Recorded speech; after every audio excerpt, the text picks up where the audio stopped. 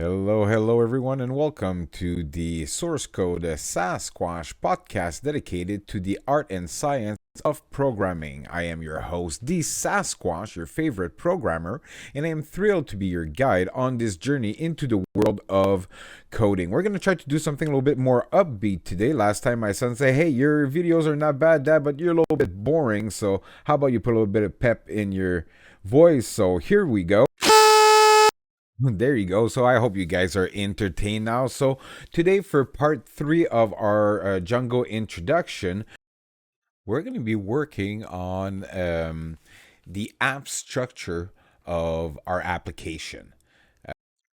We're going to be building the model that's going to be our database, and we're also going to built upon the admin function of Django to be able to manipulate our database.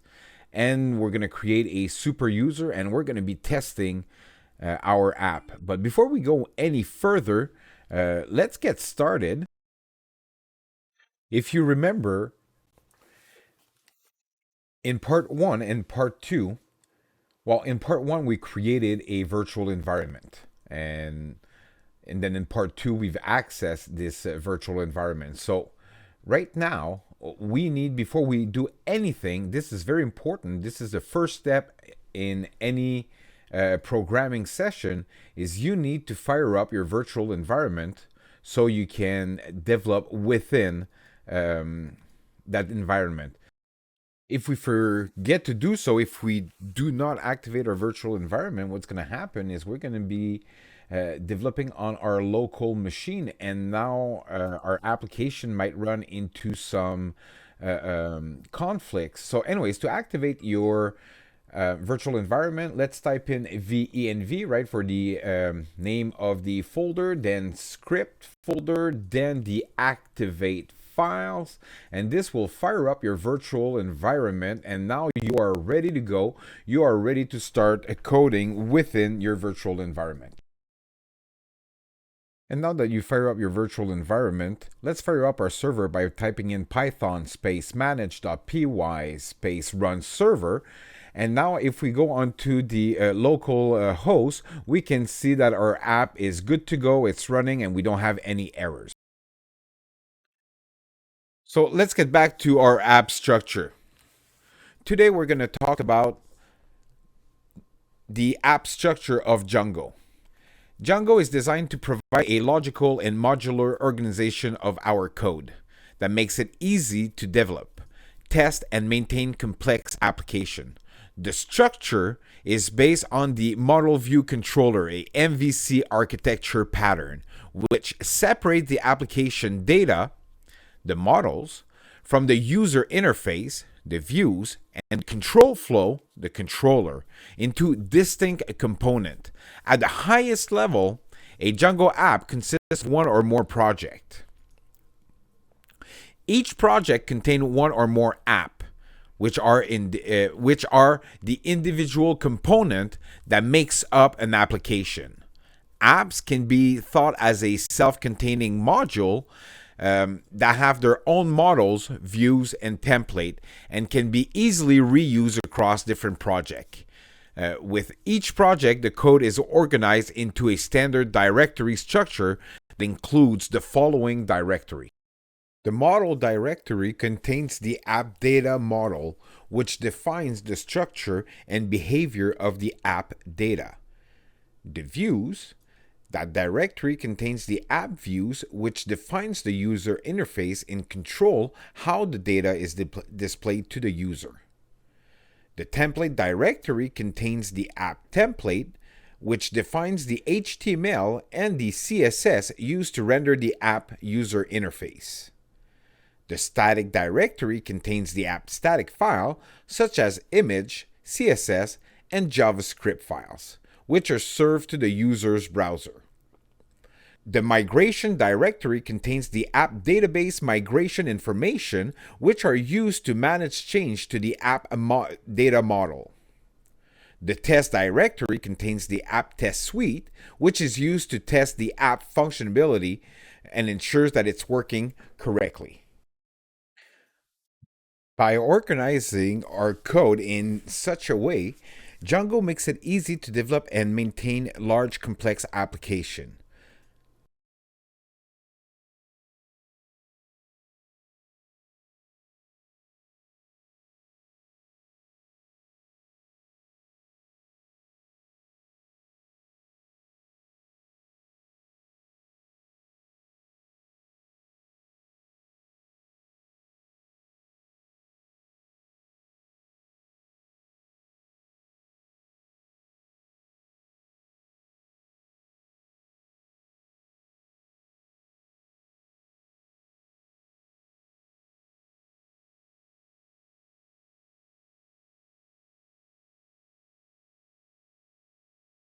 Let me load up an Excel folder file right here. Okay, let me bring this up. For you to have a good example of a representation of what we're trying to do right here is right now we're going to save this file right here and we're going to name it model. Okay. So this is our model and this model is a database. So now each class in our model can be considered a tab right here. As we said at the bottom, we can have pretty much as many tab as we want. So the first tab, we'll call it user, right? So same thing in our application, we're going to call our first class user. That would be our tab. And now we're going to open our parentheses, and within our parentheses we're going to type in models within the model, and then we'll put colon, and then after right here would be our field in our within our tab. So if we come on top right here, what would be the first thing we would need for a user? Well, the first thing would be a user ID. The user ID will be created by the column ID. Django has an auto field that will automatically add such 1, 2, 3, 4, 5 as we go, right? Then after, we'll need a user name, right? Then after, what else are we going to need? We'll need a username. We'll need a name, right?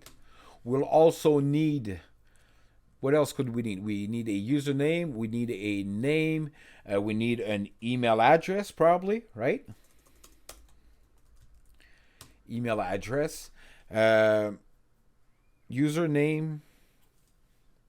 name, email. There you go. So that would be pretty much what we would need. So there you go. That would be pretty much what we would need right now for a user name model or database or tab, right? Username, the name, and email. Now we can add many more things. We can add the first name, the last name, phone number, the address, whatever information we want to gather for our user. But for all intended purposes right now, we'll just use these 3 fields. And now we'll come back right here. Okay, so right here within our class that is represented by our Excel sheet, we have our user tab, correct?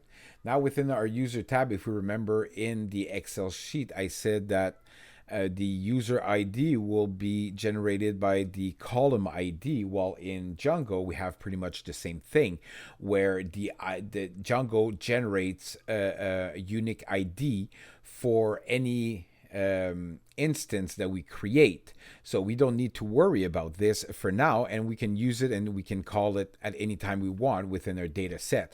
Now the second thing that we that we will need is to generate those 3 fields: username, name, and email. To do so, we need a username.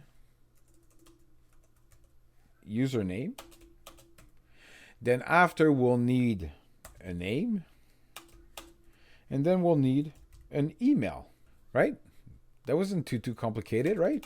But this is how we create new field in Django model. And then after those field, we will now after our field, we will have to give it its right attribute. So for the username, we'll go and say that.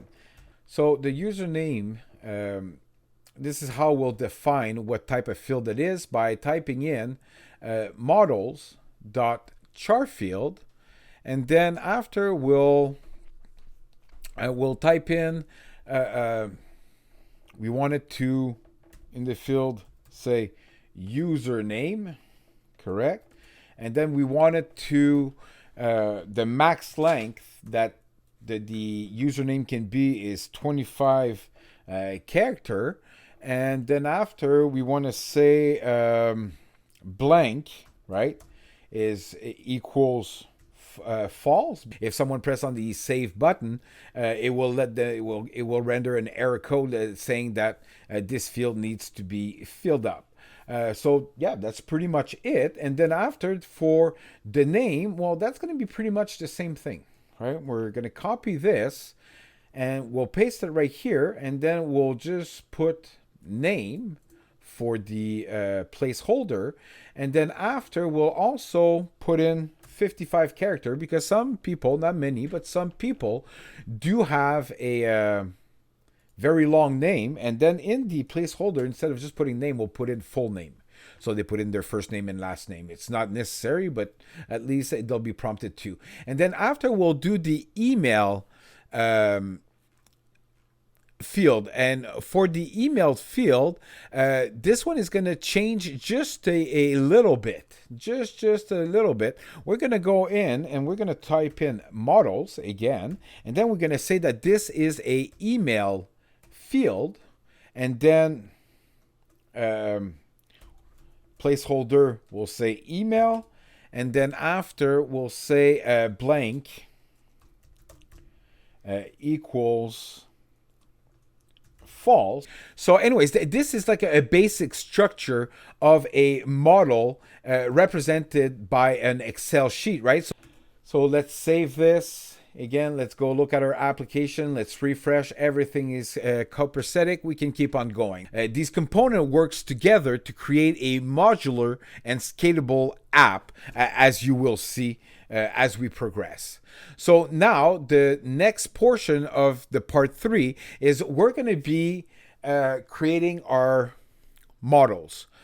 How do we build a model? We saw that earlier. That's very simple, but what model that needs to be created, that's very important. So let's go back to our Excel sheet. So one of the first module we're going to need for our app, it's going to be a user module that's going to contain all of our front-end user, right? We have an admin user that is already built in within Django, but we'll also need to collect users from the front-end user. And for that reason, we're not going to we're not going to define it at 100% right now.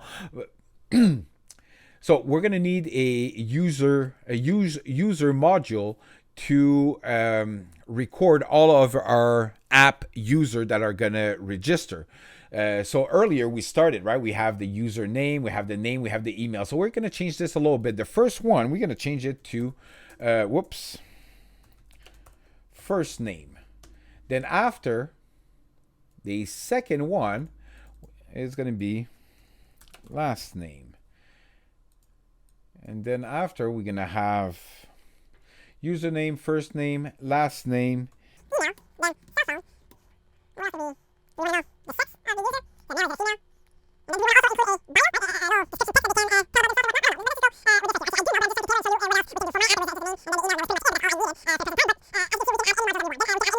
Then after, what else are we going to need for our event vibe application? We're going to need an event model or class or tab. And then in this event model, we're going to need a few things, right? We're going to need a few fields such as the name, of the user.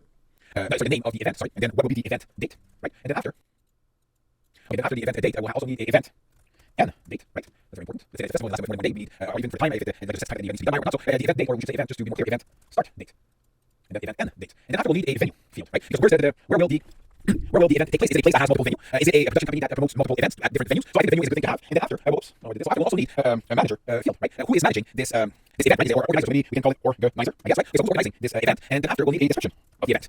You know what type of event it is, correct? And also, where to purchase the event, right? So where to purchase the tickets. Because right now our application is very simple. And I'm going to show you how to integrate some different tools to reduce your workload. Now, in a different tutorial down the road, I'll show you guys how to create a payment portal and whatnot. But for right now, we're going to use a third-party application. So it's going to save us some time. So, but we'll need a link to be able to buy it. And also, we'll need to put in a price, right? That's something that our user are going to want to know. And then after, maybe we can add message 1 and message 2, right? Maybe we want to add specification about this event portion of our app. So that will be very important to do. So we right now for the event tab, we will need the name, the event start date, the event date, the end date, the venue, who's organizing, the description, the type of event, the event ticket, the price, some message field and whatnot. And I also feel like we should use a status field. Let's insert right here a row for the function because we don't have the name. And this is just, it's not necessary that we put it in that order because we're organizing in our admin tab. But just for visualization, I want to have a status or status field, right? We want to have this event published because we want to start working on the instance, but we do not want to publish it right away. So we will need such a field. So we have user, we have event, I just field. What else will we need? Well, if you see right here, we have a venue field. And this field from the venue, we want to be able to select some, we want to create some venues ahead of time, so we don't have to always include all the information when we want to reuse a venue. Right? We want to put the address, the contact name, the directions, or whatever we need within a venue record and the access at any time instead of having to input it on every record. So we after user we have event, and then we'll have venue.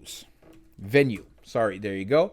So in our venue file, we will need the name of the venue, right? We will, let me just select this here to make this a little bigger. There you go. Okay, we'll need the name of the venue. We'll also need the address and address. We'll need the address, and then we'll also need a zip code or a postal zip or postal code. Then after, we'll need the phone number to get a hold of the venue, and then maybe we can also add a web field so we can access their website, right? A website field. Then obviously an email field so we can access so then we can guess whatever we want to contact the venue, have questions, so yeah, I guess this is it. This is what we need for our just right here. I just want to come back right here.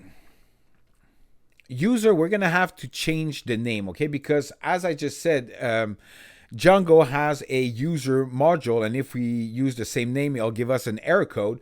So we'll change the user name, the user tab, or the class, and we'll name it app user, just for now, okay? So now we have app user, we have the event, and then after we have the venue. So we will need something else, right? Blog class. This blog will, again, need a title. We'll need a title, and then after I'll need a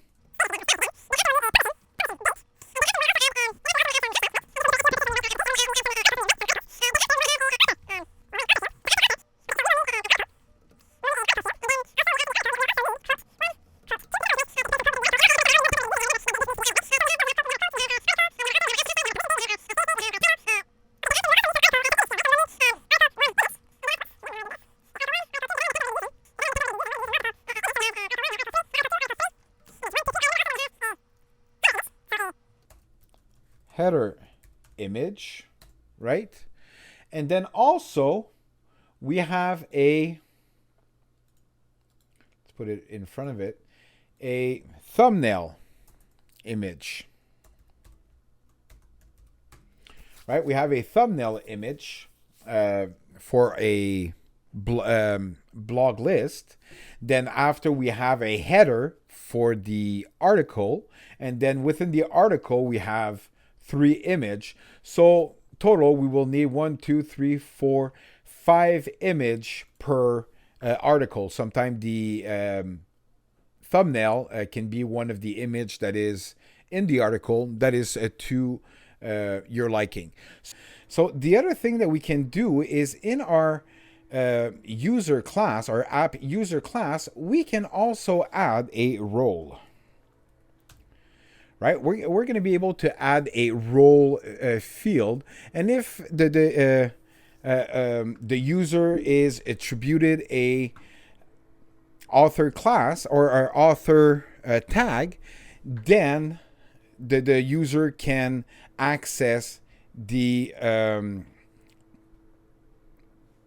author information. Anyways, so by including a role, then we can assign a author role to the user that will then be granted access to be able to go into the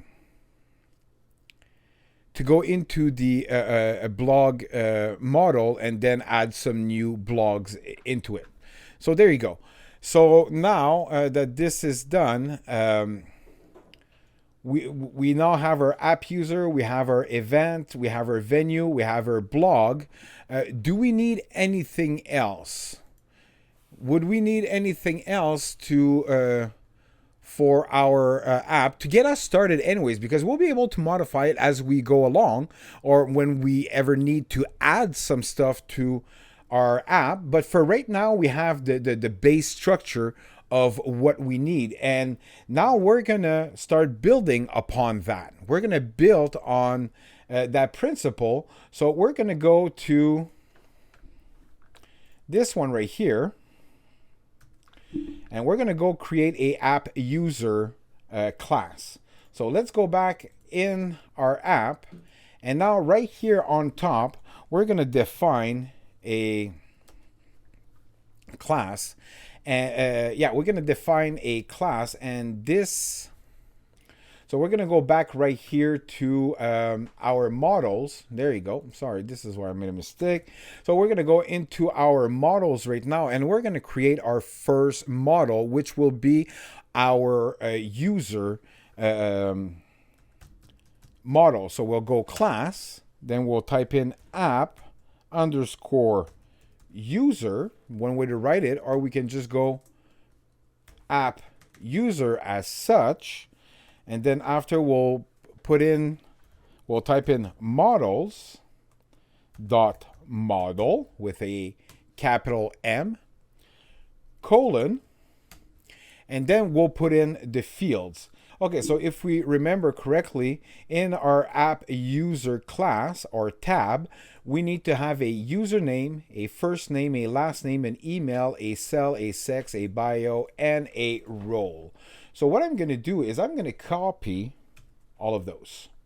And then I'm going to go back into my code editor. I'm going to type a few lines down. And there you go. Now I see all the field that I need to create. So the first one will be username. Right? Then after, the next one will be first name. Then after we'll need email. We'll need last name, last name. Then after we'll need email. And then after, and then after we will need cell phone. Then after we'll need a field for the sex. Then a bio field. And then a role field, right? So equals, we'll put in equals to all of these fields. And I like to align my equals because it makes the app look good. The structure, not the app, but it makes the code almost look sexy.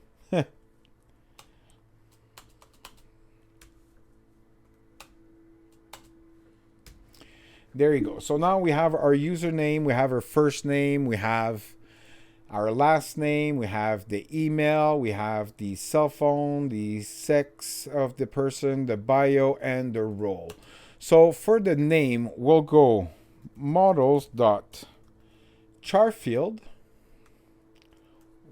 We're going to open our parentheses, then a quotation mark, and then we will type in the placeholder, which will be username, right? And then after, we want to limit our username to, I would say, 55 characters. That's a lot for a username. 25 characters is plenty. And then after, we'll do the same thing. We're going to copy this, and we'll do the same thing for the first name. We'll do the same thing for the last name, where we're going to go change username to first name and then last name. And then we'll go to 55 character because some people have very long names. There you go. And then for the email field, and then that's very simple. We'll go again, models dot capital M L email field. Then again, parentheses, quotation, email, comma. And then after for the email, we want to blank equals to false because we want to have the person email address. We want the user that registers to put in their email address. And then after, we'll also add, the cell phone, that's a character field again. So we'll just select a character field right here, right? And then after we'll go to phone number and we'll limit to 12 character, let's say for North America. Now, if you have it other places in the world, it's different. You can change it. North America, it's 10. But if they put a 1 and then maybe they put a plus, so might as well just put 12. That'll be just as easy. So, okay, for the sex field, now we're going to create a variable that's going to hold the different type of choices that they may have. So we'll put in sex. So now we're going to set a list of choice. So the first one, right, if we go right here, the first one we're going to have, it's going to be male. So we're going to open our parentheses, We're going to open our parentheses, then our quotation mark, and we'll put in male, comma, parenthesis, quotation mark, and then again, male, right? Then after, we'll have another one.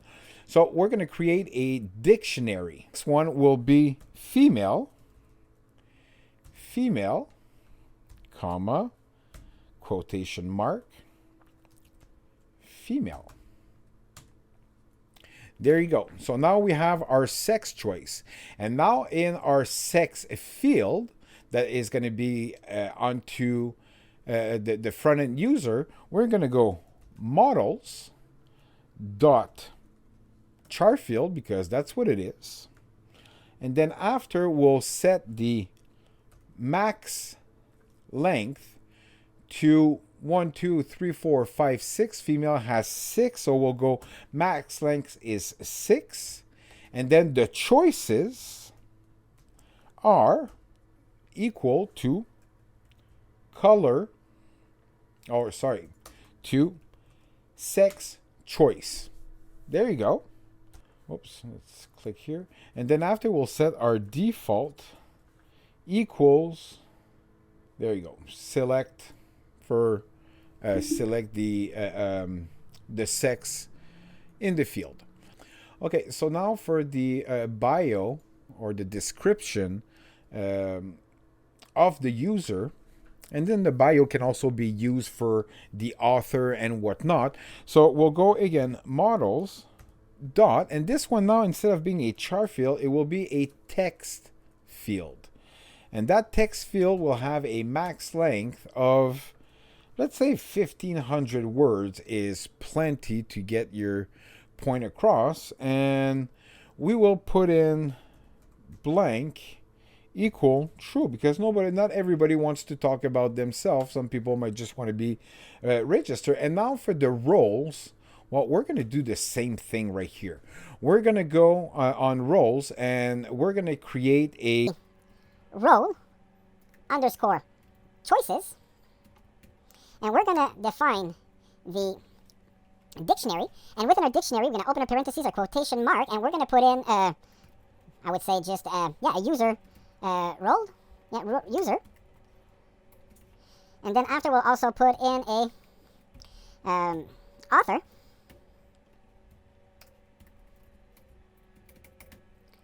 then we'll also put in a author role choice.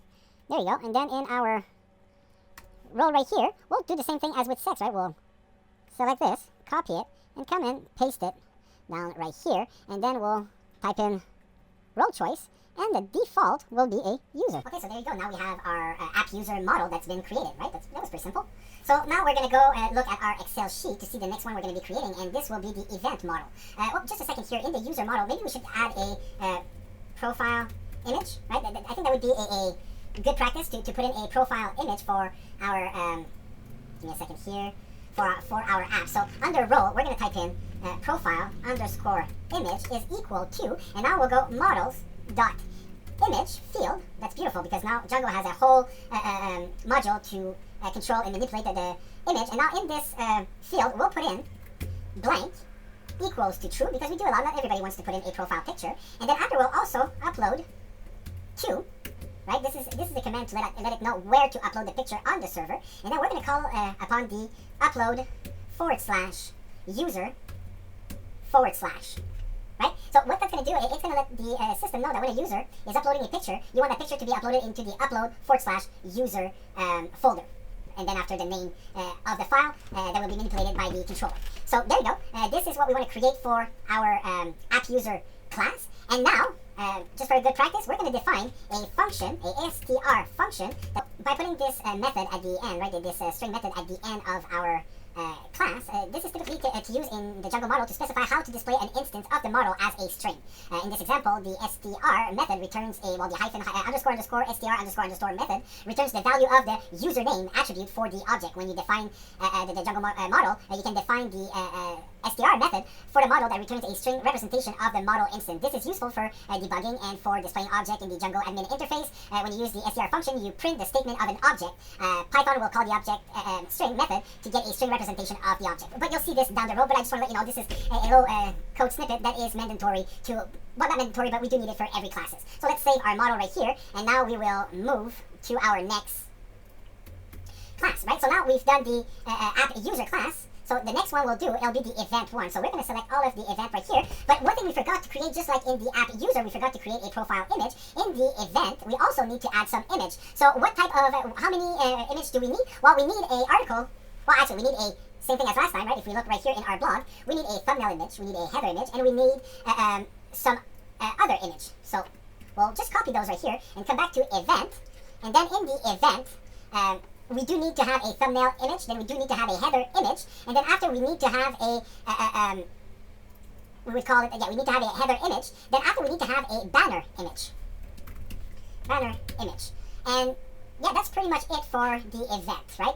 For now, anyways, this is all we need. So now we'll copy all of those, and we'll go back to our code editor.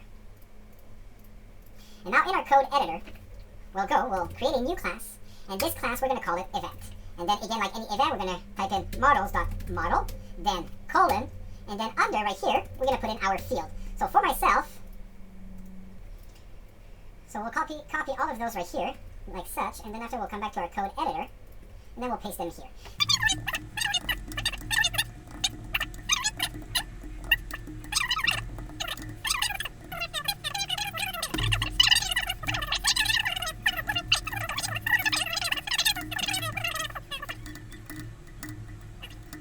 If you don't remember, you can just go like username right here, just select it, come back, and then paste it, and then just change whatever you need to change. So for myself, so the name of the event, and we'll go actually, instead of name of event, we'll go event underscore name, and then after right here, we'll go again event name, and then we want the max length of this title to be no more of 25 characters, but we also want to set blank equals to false because we do not want to create a false an article without a name. And you'll see why down the road, because we will define the string return self to name, so this is very important.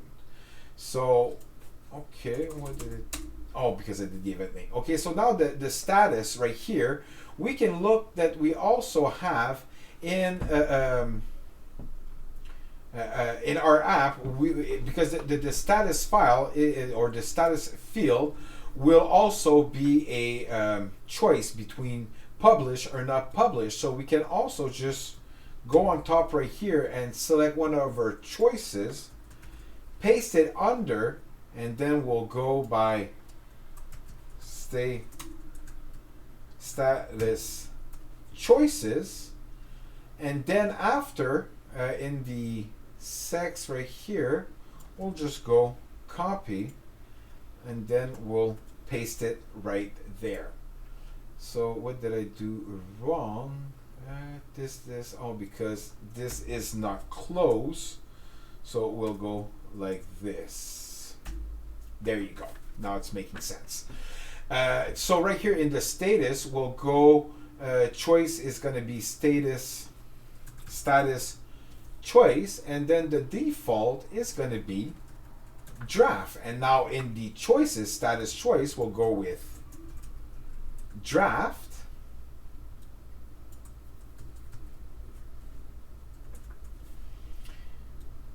And then publish.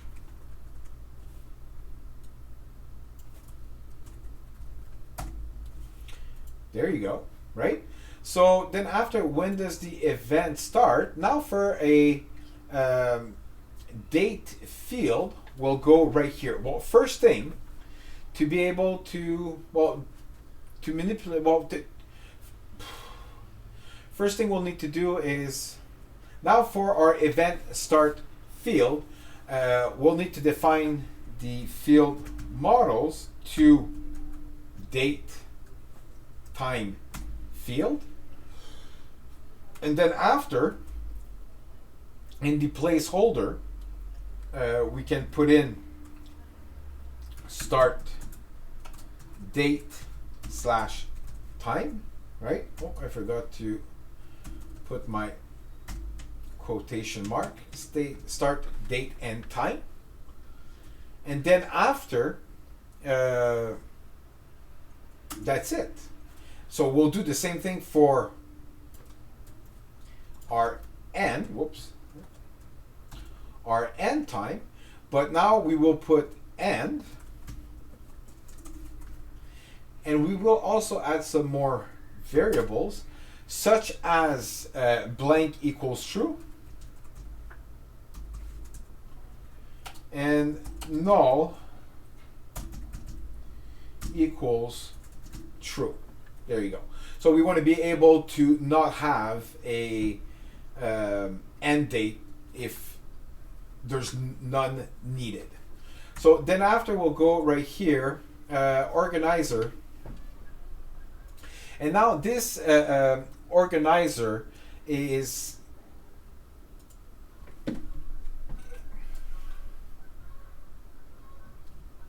and now for organizer, the field is going to be also slightly different, right? So models dot, and this one is going to be foreign field, right? The foreign key, the foreign key allows you to go onto a different class and gather some information, right? So the foreign key will be attached to the user, right? Or the app user, but for now we'll just put it to user because user is the class that's gonna be defined. But user right here should be in green, and the reason why it is not is because we need to add something on top. Because if it was this one right here, right, if we use the app user for the foreign key, you'll see right away it'll turn green because it's able to reference this class right here. But now we want to use the admin user for the present time. As we develop the app, we'll grant permission to the app user to create some event, but in the meantime we don't want to, and we want to reference the admin user. So to do so, we'll want to import the module from Django .contrib, right? auth for authorization model dot models import the user, right? This is what I want to do. And then if I come back here, you'll see that now user is green, letting us know that it's able to reference itself by importing the authorization model user. Now that being said, if you're using a different code editor, it might not display the same way, but if you're using Visual Code, I'm letting you know what it's doing right here. So user, and then afterwards for the user will allow it to be blank, right? Because blank equals true, because maybe the organizer actually no, I do not want to. We'll actually put in blank equals false, because the person that creates the event should list itself, so we know who created the event. And then after also null equal false as well. And then also on delete equal model dot set underscore null. So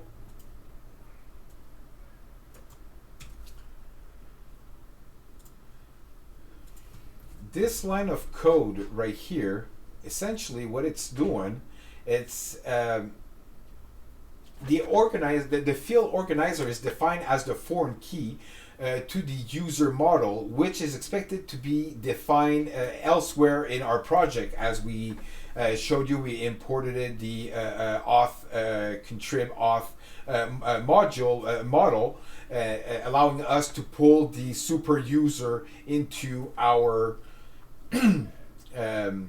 database. The blank and the null argument is set to false because I just said we want to make sure that the organizer or the creator of the event is listed.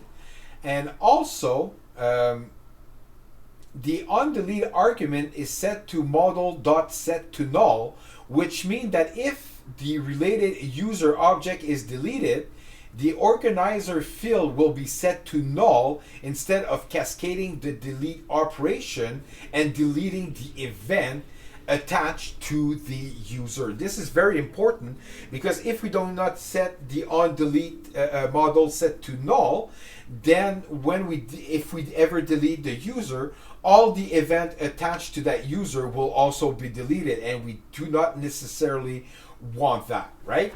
So there you go. So then after the type of event will be again the same thing as our status choices or status choices, but now instead of calling it status choice, we'll call it type choice.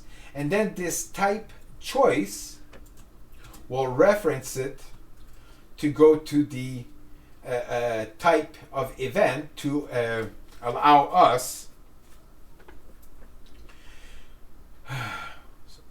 So now the type choice will set it to one would be, let's say, whoops.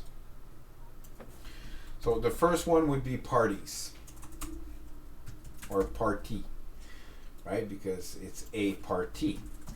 Then after the next one might be a festival.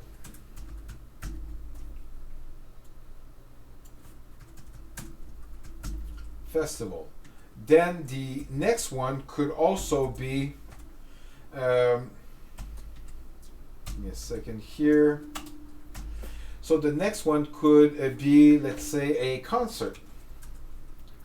Concert, then concert. There you go. Right, so those are the type that we're putting in.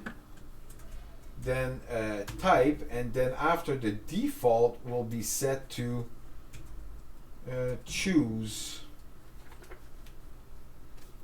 type.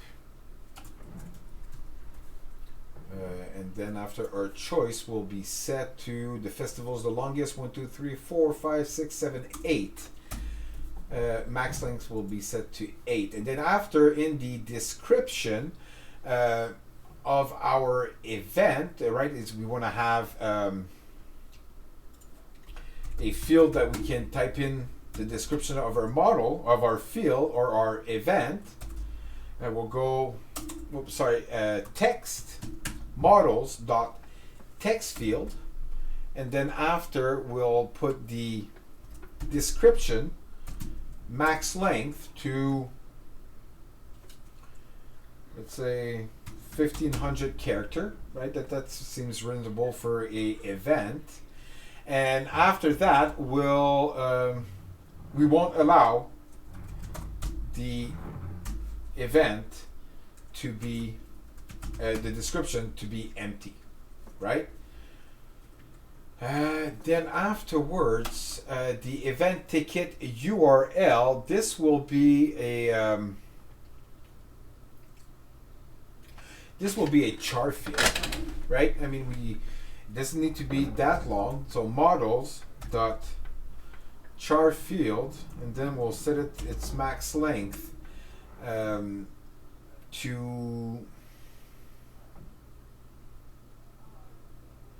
255 character, and we'll allow it to be blank because maybe it's a free event or something, I don't know. Then the price for that will be very simple. Again, it's going to be models dot char field. Whoops. Can I go what's this model? Oh, there you go. Model.char field, event price. There you go. So see, we'll put in the price of. We'll put in a placeholder of $. Then after the model will also be a char field, and then the message to always also will be a char field. And then we'll have a important message 1, then important message 2, and then we'll set them to be of 255 character as well.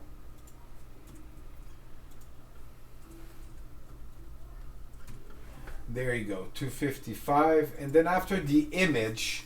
For our image field for our app right here. So we'll put in the image field, and image field.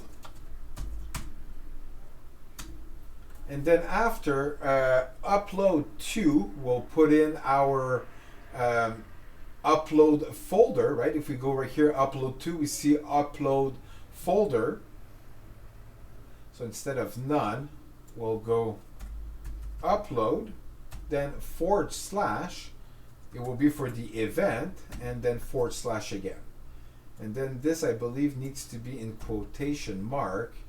Yes, it does. So there you go. We'll copy this right here, and we'll paste it. 1, 2, 3, and then height field, width field, and max length are not set yet, but we'll get back to this later because we want to have a certain uniformity to our application, right? So there you go. Now after, the last thing we will need to do is we'll need again to define a function of string str underscore define a string, and then after we'll want it to return self, right? So return self dot name. So that event name, there you go. So essentially what this does, it says, okay, so self, I want you to import all of these fields within my brain, and then after I want you to return my instance event name. And as I explained in the previous one, this is good for the if you want for every instance, if you want to return a name, we could also put in return self.id, but now it would just be some integers that we would see. We would not see a name or something. I just think it's faster and easier to sort out throughout by name. Okay, so there you go. So now we've created our class event. Now we go back to our Excel sheet, and then we'll see our venue. Now our venue, we'll copy again what we need from this venue. We'll copy it, and then we'll go back to our code editor right here, and then we'll create a new class that we're going to call venue, right? So again, models.model with a capital M, colon, and then after, as we did with all the other one, we'll paste the field just to, so we don't have to go back and forth, right? So we'll go name equals, then after address equals, then after zip or just postal. Actually, we'll just go postal underscore, no, postal code. There you go, equals. Then after we'll go with phone, right? We want to have the phone number of the venue, and then we want to have their website, and then after we want to have their email address, right? So that's it. There you go. This is all that we needed for the venue. So now we'll go and define the right field properly. So again, I like to align my equals so everything looks organized. You don't have to do this, but for myself, I find it easier to figure out whereabouts I am. So now we'll go back into our event name. So, and we'll just select the venue field for the name, and then we'll paste it there, and now we'll just go venue name. Then after our venue name, we'll go to address. So for the address, we'll use a char field right here, and we'll paste it right there, and then we'll set it to blank to true. Yes, because the reason why is because a venue could maybe have multiple venues within its own venue, so you do not want to have to put an address every single time. Postal code and zip code should be the same thing, but now we'll limit the char field to 25. Not even, I mean 10. 10 is plenty. Then after, the phone number will be the same thing. So we'll paste this right here, and then the model will be the same thing as well. And the email, well, we just have to go back to our user class, and then we just select the email. Whoops. We just select, and then we just select the email. There you go. And we bring it back here. Perfect.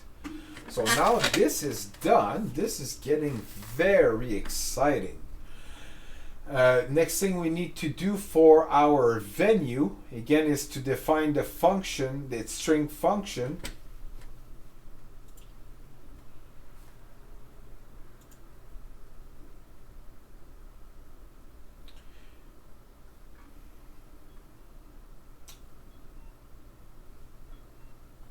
Okay, so we're going to return its method, right? Whoops, we're going to go right here. We're going to return its method, right? So define the function str underscore. Then after, we want it to return self, right? We want it to return the self. We'll put it some colon, and then we'll tell it. No, actually, it's okay. So here we'll have the define string. We want to import the self, and then we want it to return self dot name. And actually, we'll go venue. Yeah, we'll go venue underscore name, and then right here we'll go venue underscore name, just to make things a bit more organized within our app. And anytime we need to do some what do you call it there? Anytime we need to do any times we're looking through the application, it's just easier to see each name attached to the appropriate class, instead of having name in the user and name in the event and name in the venue. We have username, we have venue name, we have event name. So it's just easier to see whereabouts we are going. So now we're done with venue. Let's look at our Excel file, and now we'll copy the blog field, right? We have right here in field, we have in here right here in blog, we have a bunch of fields, and we're going to go create a new model for the blog, right? We're going to create a class. We're going to call it blog. We'll let it know that we'll type in models.model as usual. And then after, okay, let me just type this right here. What does the model.model represent? So we're going to ask, anytime you have a question, type in a line of code. You don't know what that line of code is for, don't be scared to ask Django. So this line of code represents the beginning of a Django model's definition for a blog model. In Django, a model is a Python class that defines the structure and behavior of a database table. In this example, okay, so this is just the structure. Essentially, the reason why we're writing it this way is because this is how Django understands it, right? So now that we have our class defined, we will define our fields. So, but now it says we're starting with hashtags. So we see right here, I did not copy properly. So let's copy this properly. Let's go back to our code editor, and then let's paste this to have all of our fields. There you go. So now we have a title. So we'll go blog underscore title equals. Then after we have the status, as usual, equals. Then after we have the publish date underscore date is equal. Then after we have our hashtags, tags are equals to, and then after we have our author is equal to, and then after we have our article is equal, and then after we have quote 1 is equal, whoops, 1 is equal, then after we have quote 2 is equal, and then after we have our thumbnail image is equal to, oops, it doesn't like this right here. Okay, then after we have our header image is equal to, and then we have our article image, so ART1 is equal, right? So we'll go 1, 2, 3.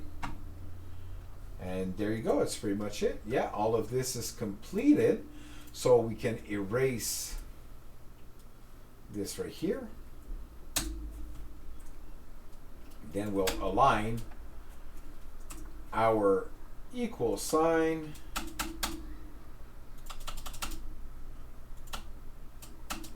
just because it looks better. You don't have to do this. My brain likes to see when it's organized. Especially when you have ADHD, this is very helpful.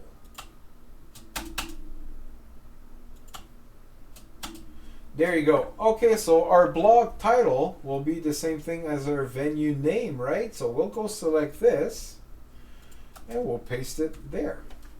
Then our status will be the same thing here. We'll copy this right there. We'll go like that. We'll go status choice, and then in status we will select the same thing right here. And then after our choice is going to be status choice, and then choose type, mark, blah, blah, blah. And what will be our options within those choices? Well, it's going to be draft. And I could have went to select the event one. It would have had the same options. And then publish. And then publish right here. There you go. So then after, we'll come back down. Okay, so publish date. Well, that's going to be like a event date. So we're going to select the date field that we see right here.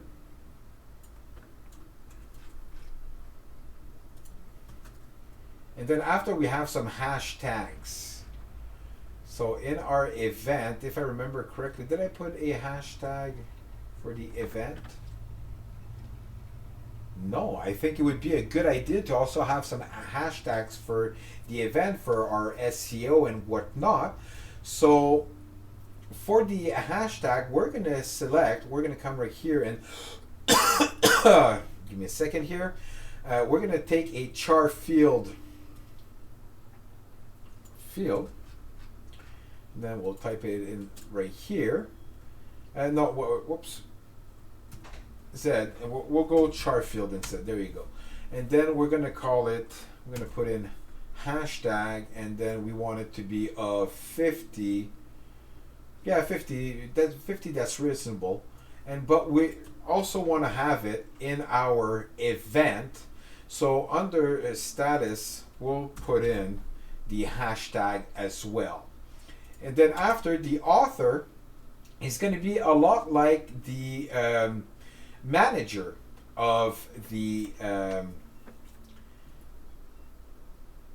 it's going to be a lot the manager of the event. So if the manager or the organizer, of the organizer. So we'll just select this right here, and then we'll bring it down here. And again, we're setting the model set to null in case of on delete, because we don't want the article to be deleted if we delete the user. And then after the article, this will be a text field that we like description. But instead of being a maximum length of 1500, we'll go for 5000. 5000 is a nice article. And then after our text field, our quote field, right here, so we'll go like this, and then like that, and then the max for a quote will be 500 words. I think that's reasonable to have 500 words. And then the image that we have 1, 2, 3, 4, 5 image for the blog, we'll go and select again this one. We'll paste it, and then after we'll name it like this one, thumbnail, and then we'll go to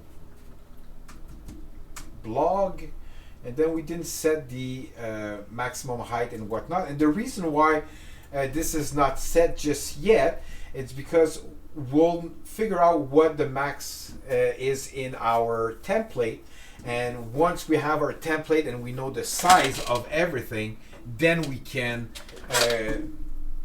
comfortably thumbnails. How do we spell thumbnails?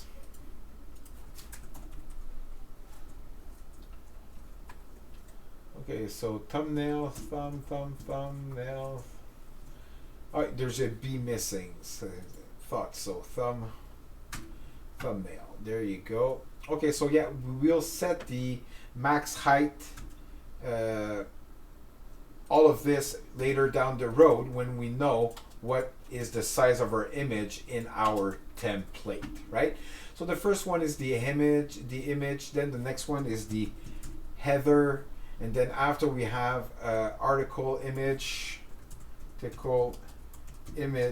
1, then after we have the article image 2, and then after we have the article image 3. Article image 3. There you go. So that's pretty much it for this, other than we have to return a method, right? Def underscore underscore str underscore underscore open parentheses colon on self colon, and then after we will return self dot blog title. That's it. That is all for this. This is pretty amazing. We've accomplished a lot right now.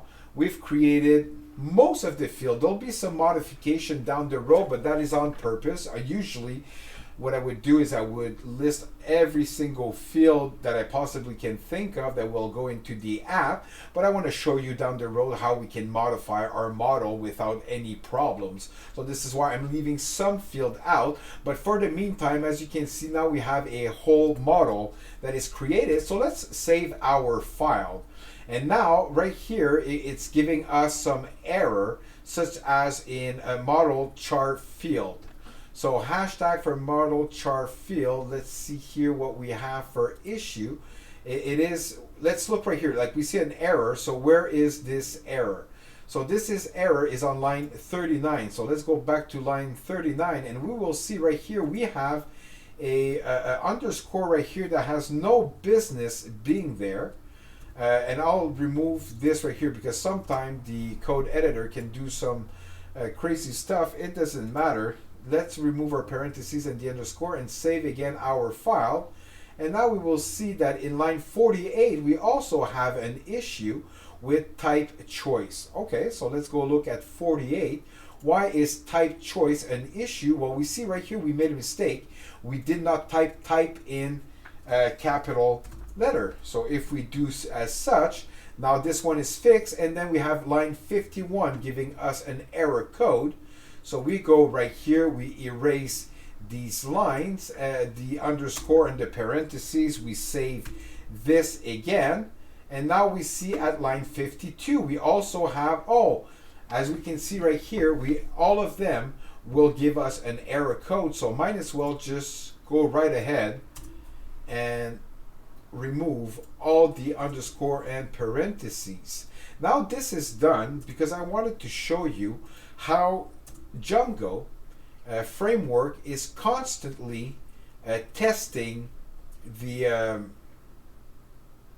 just give me a second, is constantly testing your application to make sure that nothing is going to cause an error code once you are on the production server. And see again right here, we also forgot, we put in important message, but in the event we did not put any placeholder right here.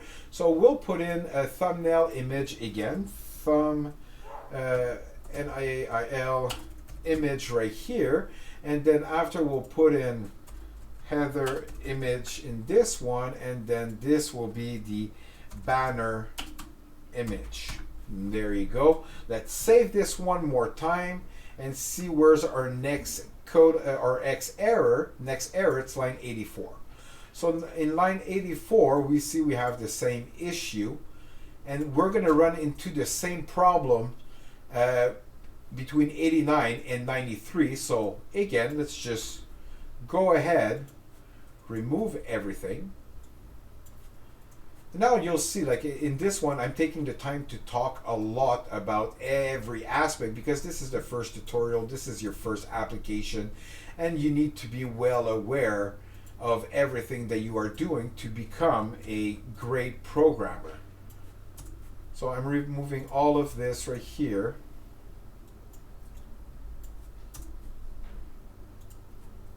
There you go. So save again.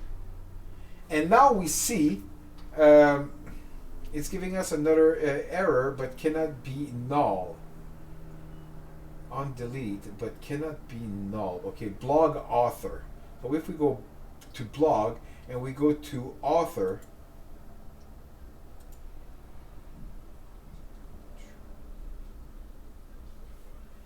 okay, so it says here that we have to let it know that we want to, that the blank and the null field, that null, now it's letting us know to put in the blog author to true, and then let's see, let's save right here, and now it's letting us know that the event organizer also needs to be set to true. So let's go to event organizer and set it to true.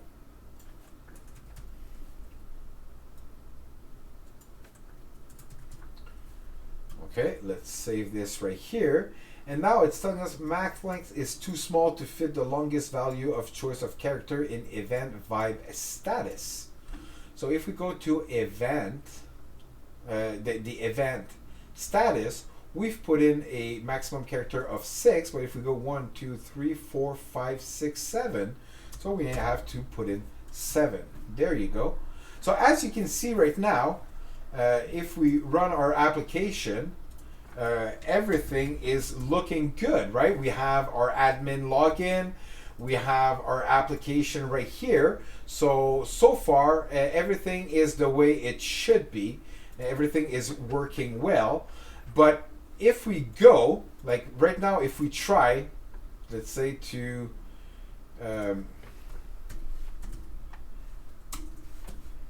if we go right here into our admin panel and we try to log in, right, admin, it'll let us know that, well, there's something wrong because there's no such table as auth a user, meaning that nothing in the database has been created, right? Our database is empty and it's rendering an error code. So once we've created our model for our app, the next thing is we'll need to build the database. So to do so, we'll first of all stop our server, our development server, and then after we'll type in the following line of code. And to get out of your server, to shut down your server, all you need to do is select Control C, and this will kick you out of your server. Now the next line that we need to type in is Python, right? Manage .py, and the next one will be make migration. This is the code line to build the database structure. So if we press on enter right here, it's letting us know, make migration. I made a mistake, so Python manage make migration with an S, sorry. There you go. I was missing the NS. So now we see it's letting us know that it created a model for app user, for venue, for event, and blog. So if we go right here in our app migration folder, right, and we look at our initial, if we look at our initial make migration commit, you will see what it's doing. It's creating all the lines of code that will be necessary to create our models and our class and our field, right? Everything is there. See, we didn't type any of this earlier. This was not available, but by going into our models, structuring how we want our model to behave, and then after running the Python manage.py make migration command, then we're generating a file that will tell our database how to structure itself. Plain and simple. So now after that we've seen this, we're looking at it, we want to commit our database, then we'll go Python manage.py and then we'll migrate. That's it. There you go. So now, as you can see, we've created everything. Everything was done. Everything was good. All the fields has been created. And if we start again our application and we go into, we refresh this. Now, see if we go 1, 2, 3, boom. It's not giving us an error code because now there is a database, and within this database there is a structure that the application can refer to, so therefore it's not giving a error code. So now the next thing we need to do is going to be to create a user to be able to go into this database, right? So again, we can either shut down our server or we can open a new terminal, right? And I'll go write it, and then after we'll go Python manage.py. Like I said, most of your code are going to be run through manage.py, and now we'll go create Superuser. There you go. Boom. Now it's going to ask you, well, what's going to be the username? So the username is going to be admin, right? The email, we want to leave it blank. And then the password, we'll put in 1, 2, 3 right now. Not really important. Now it's saying, hey, your password is too small. Are you sure that's what you want to use? Then yes, right? You're bypassing all the security field that is set up by Python. And now if we try admin and the password 1, 2, 3, boom, we are in our application right now. But hold your horses. What's wrong? What's happening right here? Because as we can see, we are missing a bunch of, first of all, we're missing all of our classes, all of our tabs, right? We don't have our events, we don't have our user, but we do have the we have the super user module, but we don't have our front end user in there just yet. We don't have our event, we don't have our blog, we don't have our venue, we don't have anything, right? So to do so is we're going to have to go and create or import the or we're going to have to go modify our admin file to allow us to manipulate our data or to create it. And to do so, all we have to do here, just give me a second, I'm going to save everything. I'm going to close a few tabs, right? We're going to close all that it's saved, and we're going to open our admin. Right, we're going to lock it in. We're going to double click on it. Yeah, you see it went from italic to a regular text. That means that now it's locked into the tab. Because we can also open another tab and we just can click and it will always change the tab until we double click and then it locks it in. Anyway, so now we are into our admin module, and now we're going to start building our admin. So the first thing that we need to do in our admin module is gonna import all the classes that we want to manipulate within our user administration backend. So to do so, the first one is going to be from .models, right? Import, and then I'm just going to copy this because we want to import a few of them. So we're going to import this, and the first one, right, if we go look right here in our models, right, the first one we have is our app user. So we're going to tap in here, app user. Then after, we're gonna paste the same thing from dot import from dot model import, and then the next one will be event, right? We want to import event, and then after we want to import a venue. So we'll go right here, and then we'll import our venue, and then after we'll go right here and we'll want to import our blog, right? So we'll also go right here, import our blog. Then we save this, and if we go look right here, well, it didn't change anything. Why did it not change anything? Well, because in our user app, we need to import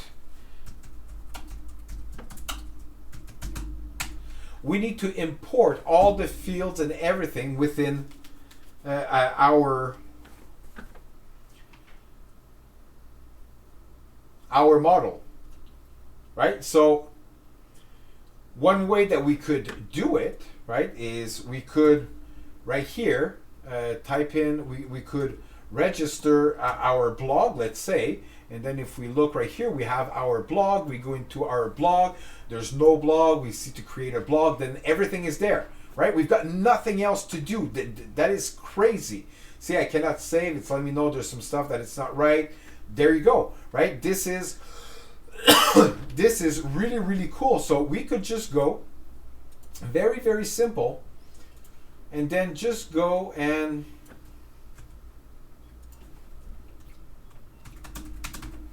import all of them right here. So we'll go app user for the first one. Then after we'll go to event. Then after we'll import the venue.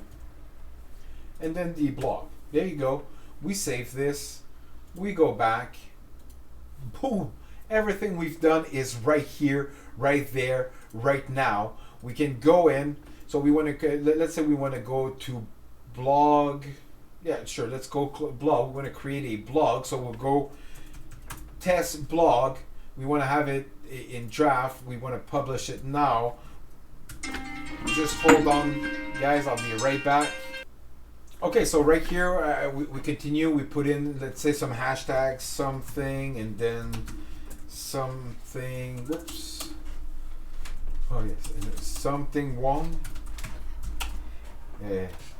Ding. Pow, wow, hu, li, fuk, and yeah, I mean this is reference to an old joke on the internet. If you guys know what I'm talking about, put it in the comment. I want to see if I have any guy from my era, or I'm just the only one. I'm the only old fuck in here, right? So there you go. This is then in the author, we'll select the admin, and then we'll put in a lump sum text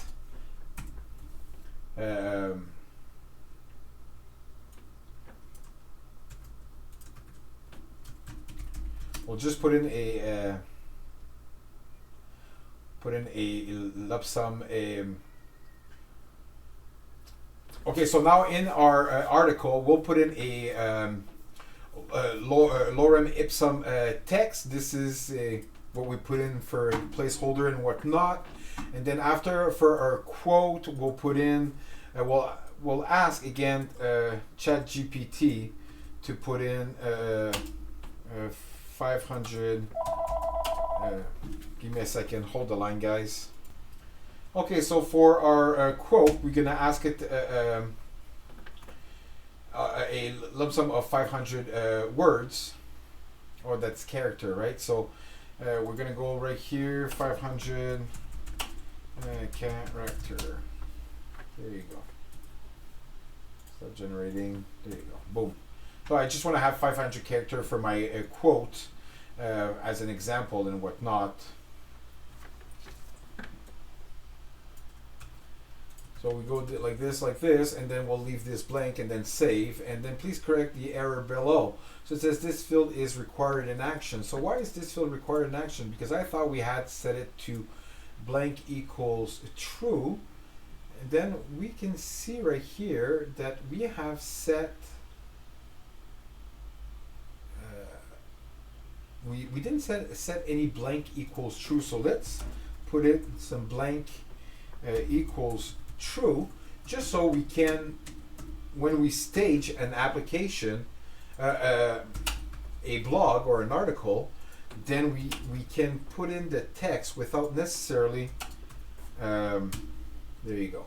So we go here, we go there, we cancel, we save.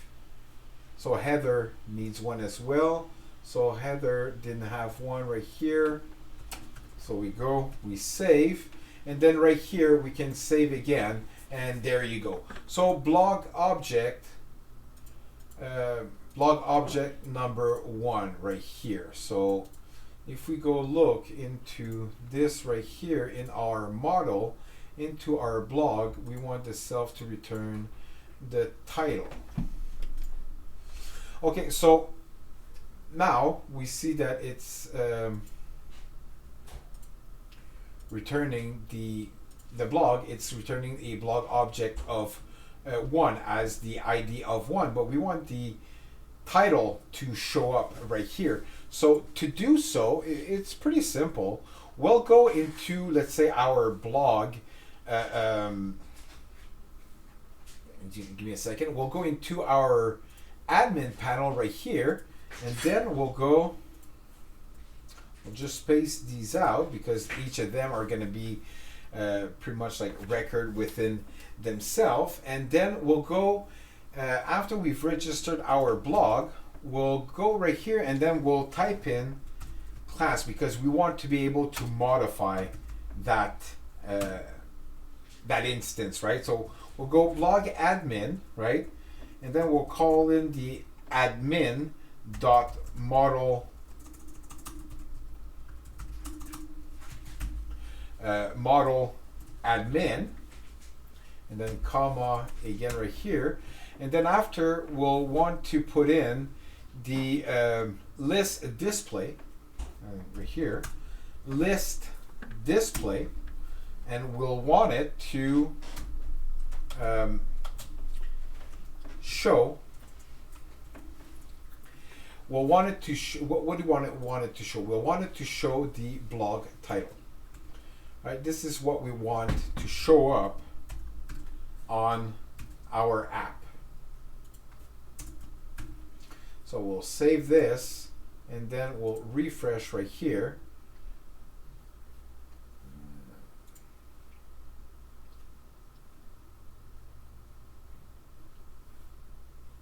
Okay, so we will.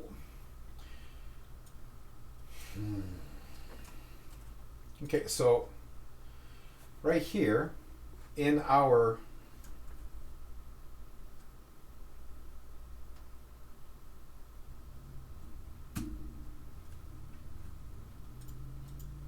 and then we'll just need to put this in right here, add admin. Okay, so right here we've spaced out our each model, and then we'll bring in some modifications. So we see right here we've spaced out our models, and now we want to do some modification, right? So to be able to bring some modification, we will first of all put in the @ in front of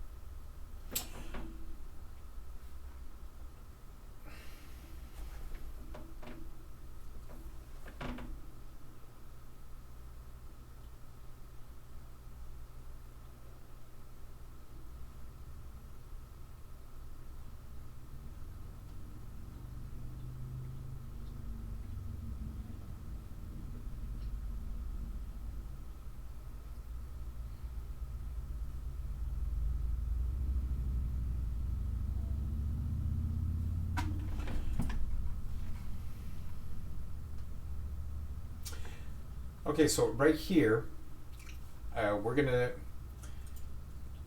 add the at sign in front of admin.site.register.blog, and the reason why is this is a decorator because we're going to come and we're going to modify the blog instance, right? So after we've done this, we're going to type in class, then we're going to call onto the blog the blog model in the admin console, and we're going to type in admin dot model admin, and then we're going to add some comma as usual at the end. And now we'll want to define the field. We're going to want to define the fields in our backend that we're going to use, because we can put some field and some logic without necessarily rendering in the visual side of it.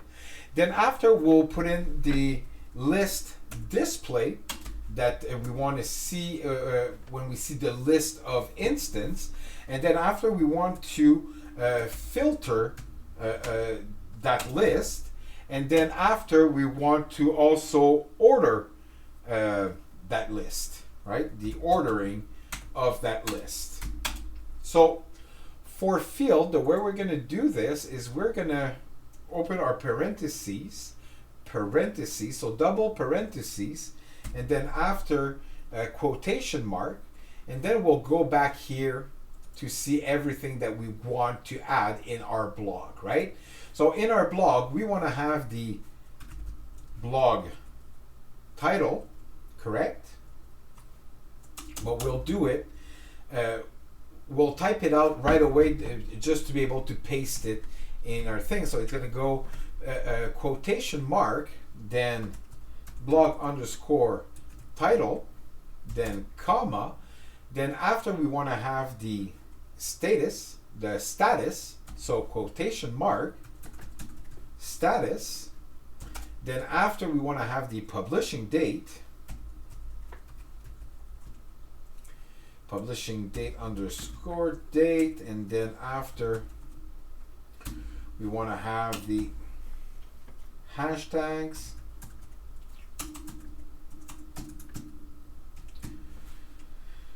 then after the hashtags we want to have the author, then after the author we want to have the article,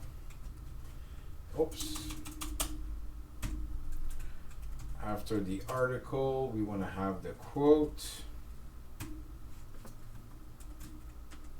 there you go, one, and then after we want to have quote 2, then after we want to have the thumbnail image, right? Then after, what else do we want? We want to have all the image, basically, header underscore image, and then we want to have the article 1,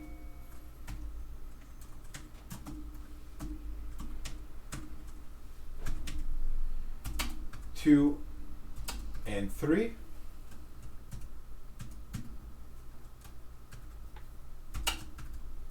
There you go, 1, 2, and 3.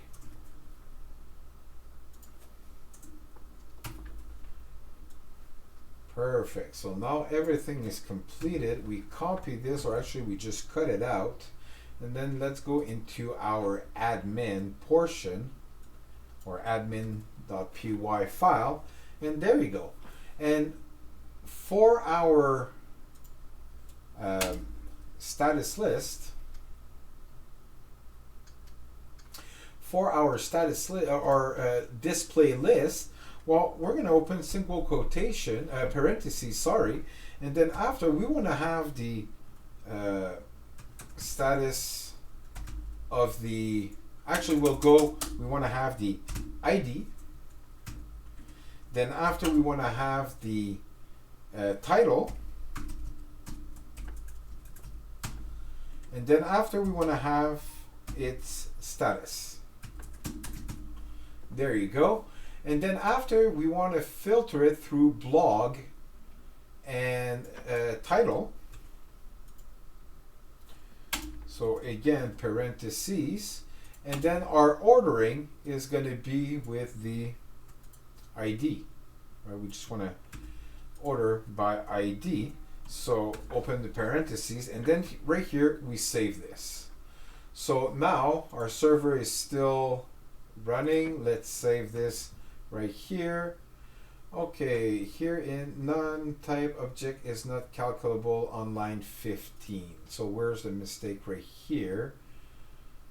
Line 15, what did I forget? Admin, oh, let's just remove the site. There you go. Okay, system check fill some issue. The value ordering must be a list or a tuple. Okay,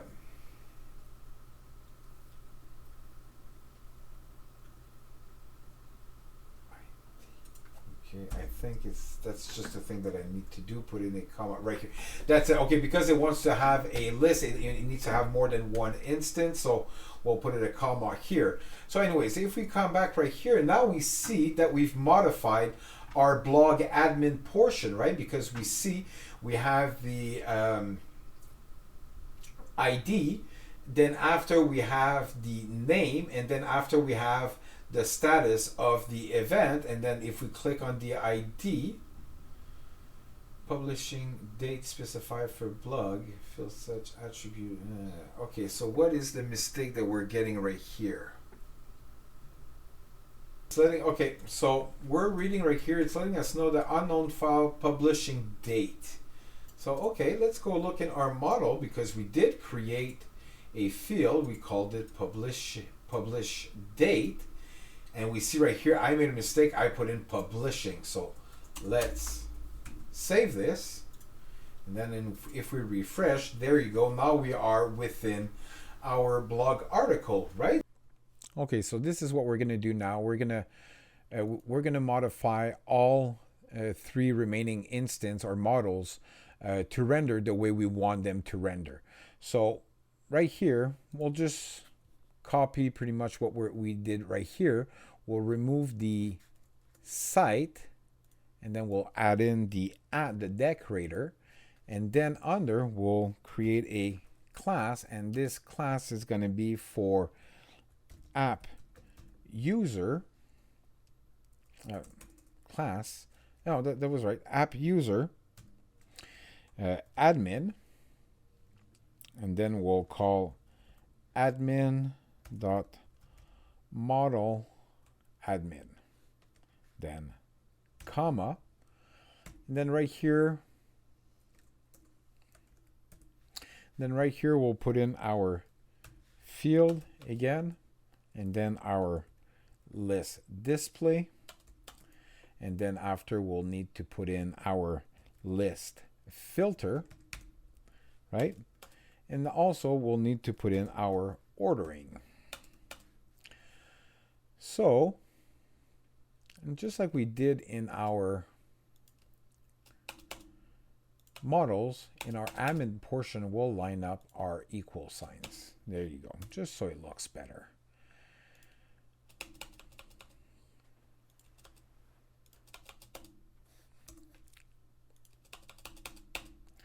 There you go. So for our field, we will import, as we just did last time, the app user. So we'll come right here, and in our app user,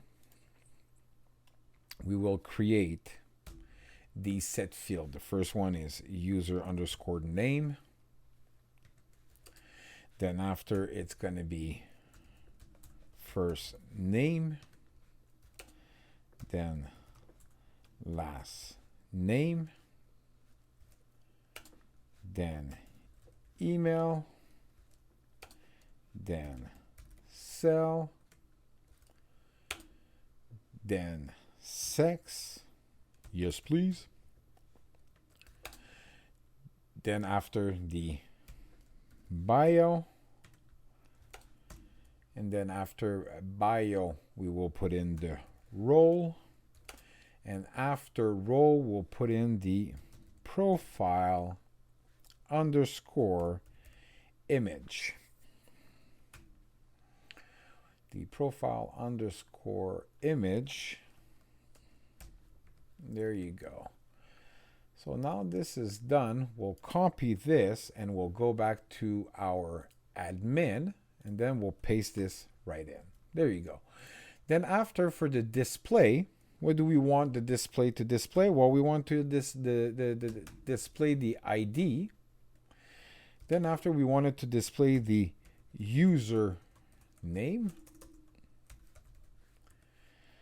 And we want it to maybe display the email. Yeah, email could be a good thing. Always good to see it right, like on a short notice. And maybe the cell phone as well, right? So there you go. And then after, we'll want to open a parentheses again for our list filter. And we want to be able to filter it by ID and name. So we'll go right there. And then after, for our ordering, we want it to order by ID. That's it. There you go. So if we go back now to, give me a second, did it give us an error? Yes, it did. So it says right here in the error, check the system check error, system check identify some issue. And the issue will be in list display username, which is not calculable.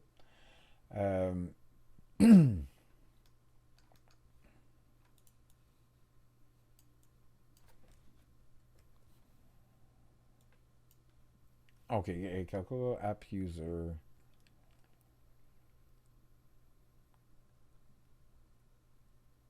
User name. We are in the app user. That's right.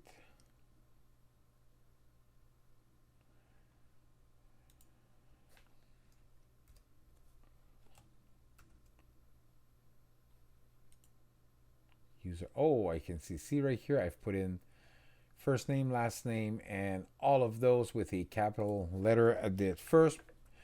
Not sure why I've done this. Let's just remove those. It's going to save us some time. Save this. And there you go. So now if we go back to our app user and we create a user, we can say, let's say, I don't know, Sasquatch. It's going to be Bima G Bima Media. Oops. Bima Media Dev Code. Phone number, we'll put in 555.555.5555. Nothing to say. And then its role as a user, and we'll save this. So right here we have an issue attribute admin blah blah user name. So why is this happening? Well, if we go back right here and we go into, because okay, yeah, this is interesting. Now we have modified our field name. So obviously it's going to give us an error. To fix this error, we're going to go Python, like we'll shut off our server, then manage.py, and then after we'll go again and we'll do a make migration. So right now it's looking, field name request to change the name to, it says was app user's first name with a capital N, renamed to same thing without the capital N. So yes, it is. Press enter, and then we do this for all of them. Then let's quit. I made a mistake. So right now we're going to do a Python manage.py make migration, and then it will ask us, did you change the field of the name of this field? And then we will say yes. Therefore, it will create the migration file, and then we will migrate our app and start our server again. Right? We're going to start our server again, and now when we go check it out, our error code is gone.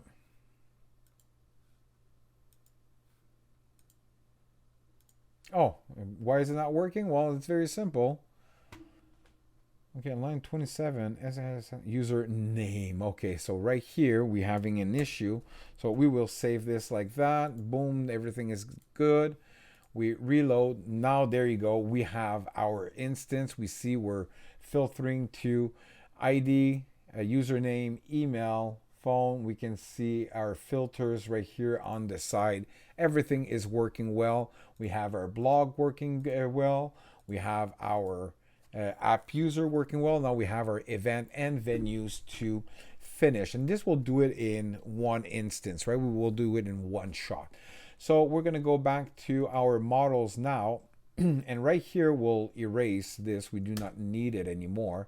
And we'll go into our admin file. The next one is event. So for event, we'll remove the site registry and we'll put in a decorator, letting it know that we will be doing some modification to this model for class. And then after we'll go event admin, right? Event admin, we'll open up our parentheses and then admin dot model dot admin, then comma, and then after we'll import in the field that we want, right? But as we did earlier, we'll put in the fields are equal to, and then the list display is equal to, and then the list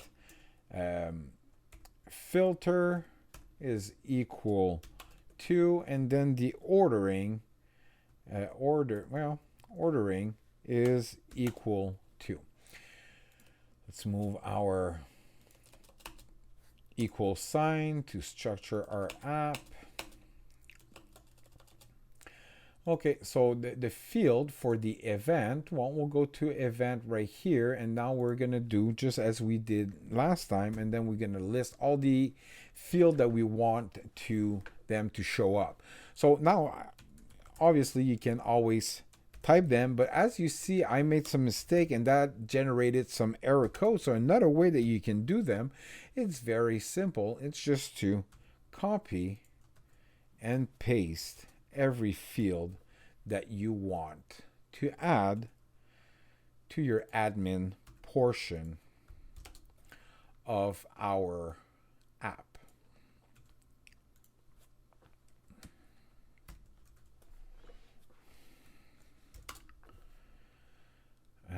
Event start, and then it's going to be event end.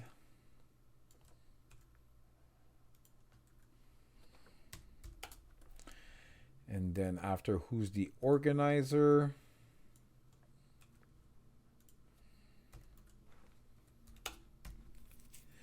And then after, the type of event.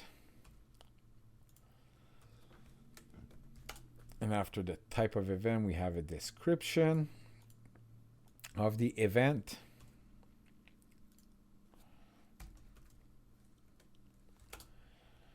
Then after the description, event ticket URL, and then the event price,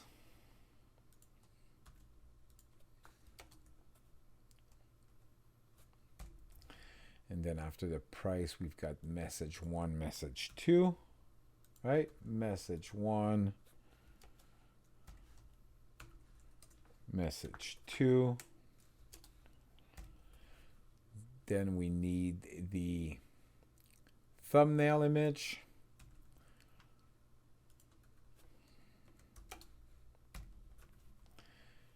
Then after, we need the header image.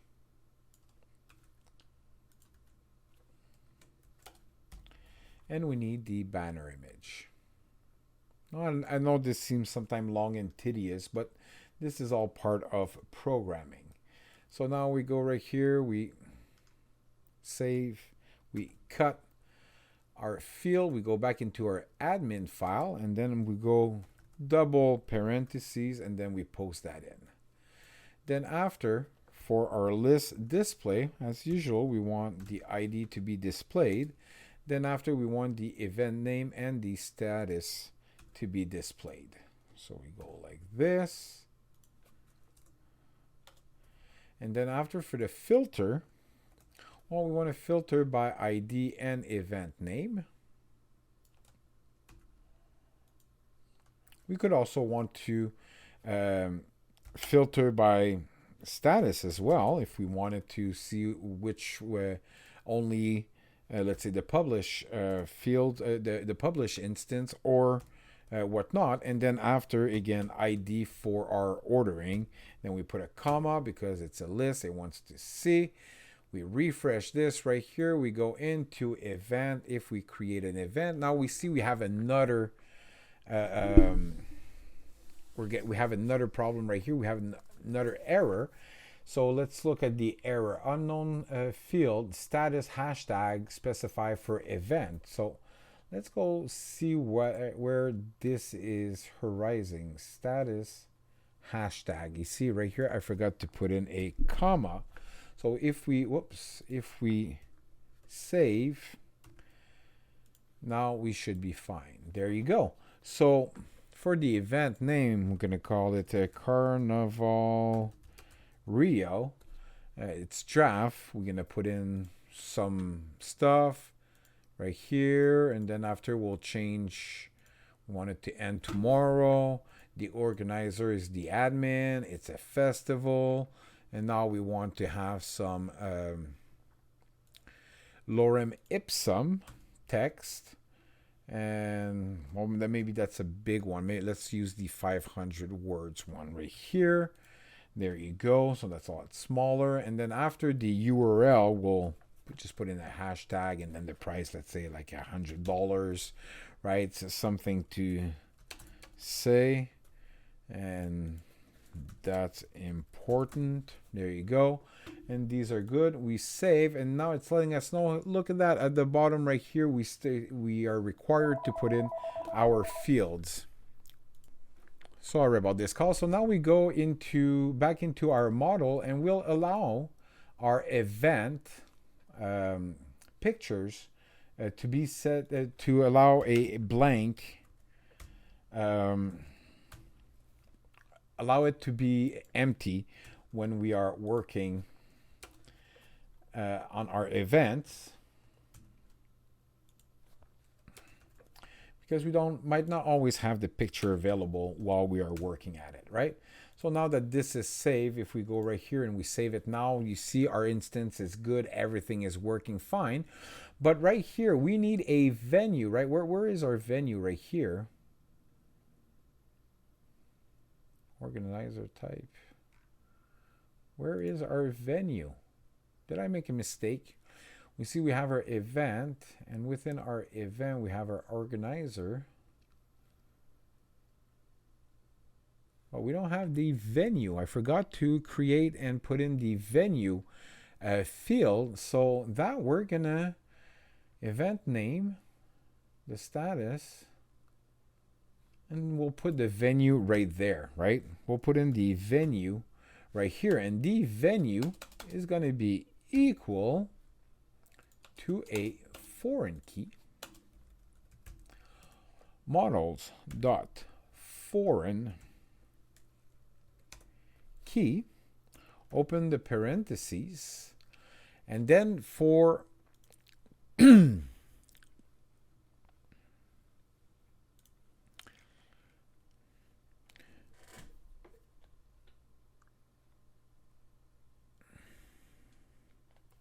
so our foreign key, then after we're going to say that it's the venue field, and we can leave it blank equals true. And then again, null equals true. And then after the on delete will be equal to models dot set null, right? Because we want it to, if we delete the venue, we don't want it to, if we delete the event, we don't want it to delete the venue. Okay, so now if we go back, we save, all is, oh yeah, that's true, we forgot the venue. So we go right here, and now we'll register a venue within our admin, right? First of all, we'll save this right here. So this is going to give us an error code right here. We're going to get an expected error code field init blank unexpected. So right here, we'll get out of our server, and then we'll go again, Python manage.py make migration. Okay, so now it's telling us that we have an issue right here. To make our migration, it expected a argument of a blank. So what did we do? We went into event, then we put in a venue, blank equals true, blank equals true.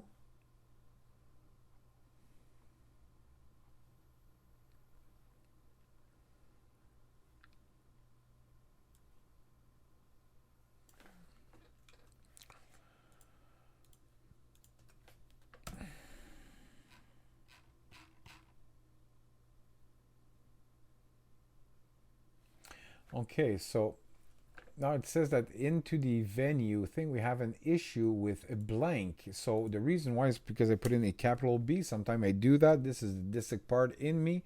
So let's try this one more time. Python make migration. And then it's telling us, got a keyword argument of null. So what is the problem here? So null, again, I put in capital M. We save this. We try this again. And there you go. It worked. So then after we'll migrate our app. There you go. And now we're going to go into our admin. And in our event, under status, we're going to also add venue. And then we're going to save this. And we're going to come back here. I'm going to reload this page. But now it's going to say, hey, the server's not working. So Python manage.py run server. Okay, so in the admin, it's letting us know also we have an issue right here. So let's trace back our issue. We're gonna look what it's telling us. Trace back field Python run server file trace back. Okay, so let's go this, and then we'll type in this into the error indicates that there is an unknown field venue hashtag. Oh, okay.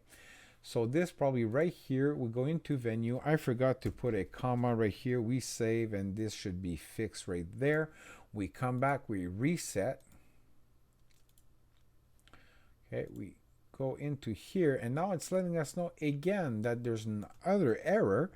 So this error right here is telling us that the field venue is not recognized. Why would that be? Well, again, as you see, I've put in a capital V instead of just a simple V. So if we try this again now it's working. Now it's good. We look into our venue. Venue is right here, but venue, there's nothing. So we could go into venue and create an instance right there. But look, right, that little module that is included with Django, just click on plus, and now we have the venue field showing up, and we'll put in, let's say, Molson Center, and then we'll save this. We'll put in test@test.com, and then we save this, and well, name self is not defined. Okay, so now we go back, and these are all to show you, right, what needs to self. Oh, there you go. See, those are all mistakes that need to show you how sensitive and how the system is always checking to make sure that everything is copacetic. So we'll go back right here. We'll just we'll back, resubmit the form, we'll refresh. Yes, there you go. So test@test.com. Save this. There you go. Close it there, and then we see we have the venue that it's there. Plain and simple, we save our file. There you go. Everything is done. So if we look, we have users, we have blog, we have the events, and we have our venue. We are able to go in.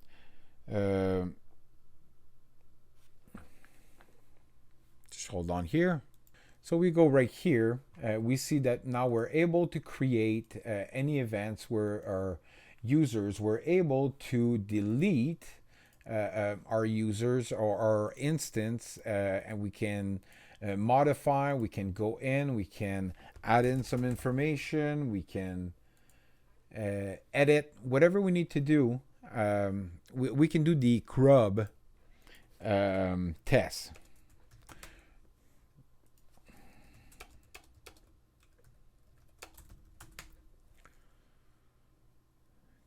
We can execute a CRUD test, right? A CRUD test signify create, read, update, and delete. And this is what we've done. We've created some instance, we've deleted some instance, we've updated some instance, and we've deleted. I think I've said it all, right? Create, read, update, delete. So we've created, we've read, we've updated, and we've deleted. Actually, we haven't read anything yet, not on the user end anyways, but nonetheless, this was to show you everything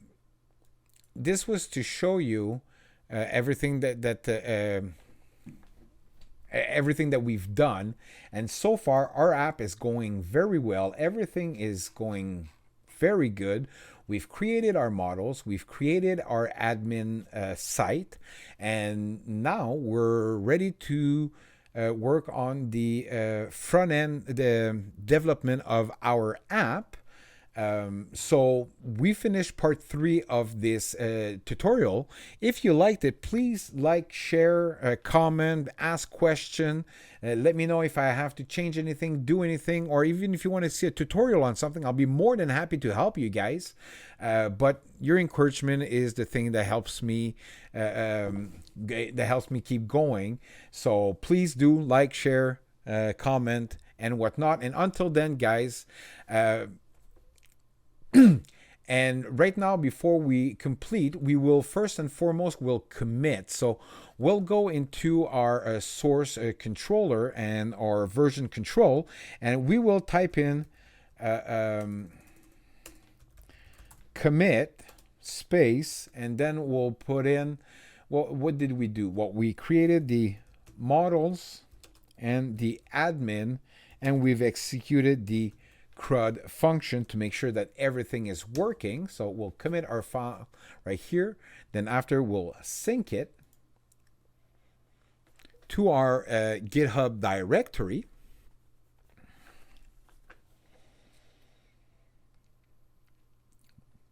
There you go. And now we have our server running.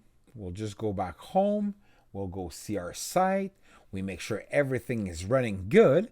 And now in the next our next step, I will show you how to